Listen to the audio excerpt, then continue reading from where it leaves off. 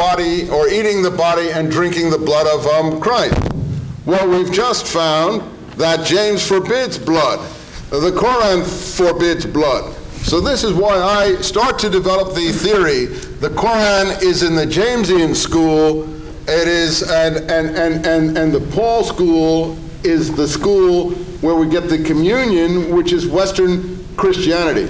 To finish it up, the Dead Sea Scrolls focus on things sacrificed to an idol, and like the Quran and like James, they ban it.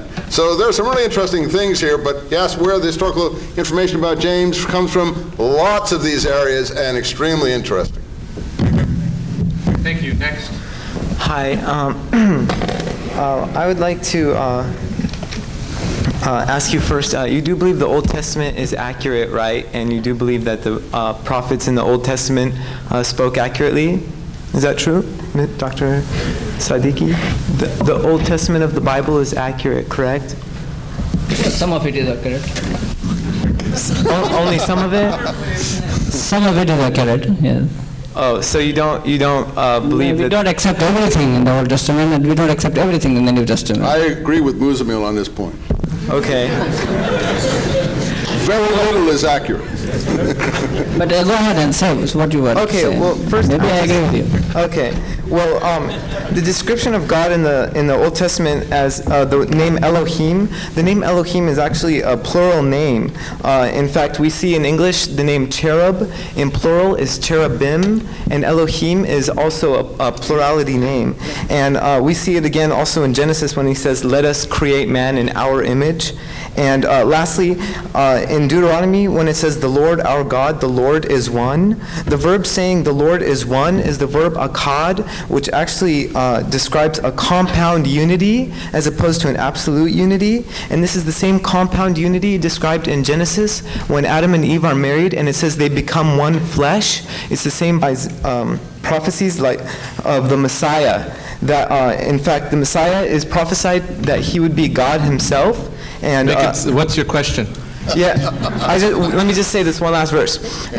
Isaiah 9:6 says, "For to us a child is born, to us a son is given, and he will be called Wonderful Counselor, Mighty God, Everlasting Father, Prince of Peace." That's what my mother said about me.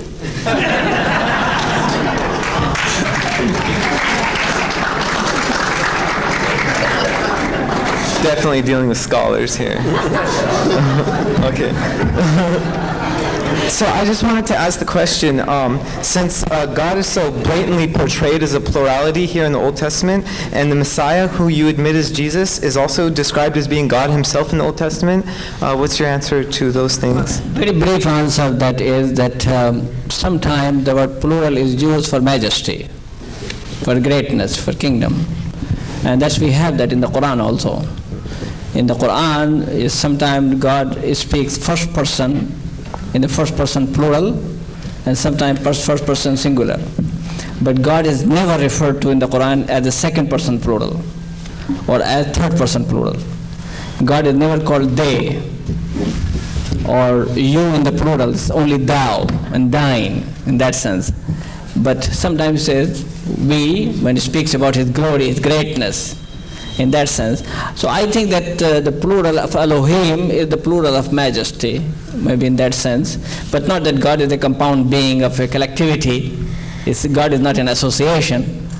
God is by himself. And ahad in the Arabic language means the unique one. Qul huwa Allahu ahad.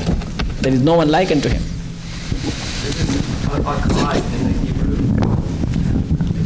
I'm going to take one more question from the floor, and then I'm going to go to the written questions. But before I get to you, I do have one request from this side. Since the brother does have a foot injury, he would like to speak from this side. I want to make just a couple remarks. Thank you. I'll come up there. Thank you. A couple remarks. I am a Jewish convert from Christianity. And the question that you asked Dr. Gross to Dr. Eisenman initially to repeat Orthodox conservative and Reformed, not Reformed, but Reformed Judaism view of Jesus, I think he did quite well as a secularist. If you look at Jacob Neusner's book, if you can't show it, you don't know it. And it's a direct reply to Geza Vermesh and to E.P. Saunders and others. And so he's really quite on the money. And he did quote the Pantera myth, which is the Orthodox myth. And that is what the Orthodox say. And the Orthodox say you should not enter a church, and you should not even mention the word Yesu, which is one of the Talmudic words. So I think he did quite well. Romans 9 through 11, if you look at Becker, and Becker is in German and in English at the URL at UCLA. Those are an interpolation, those three chapters, Romans 9 through 11, as Philippians chapter 2 reads like an interpolation as well. Anyway, remarks to you. I think you did quite well. That's all. Thank you. Well, I thank you for that. That's really kind of you to say. I didn't think I did extremely well, but I want to point one thing out that relation to this Jewish problem and Jews. This young man is a convert to Judaism. Muzamil was talking about the synagogue, the position flows out of the synagogue. Most Jews I know don't go to synagogues. I think about 70% of Jews I know only go to a synagogue maybe once a year if they're lucky. You know, you can't speak about Jews in the same way as other faiths because it's not a unified whole. There's no central sort of organization body. Islam doesn't either have a central organization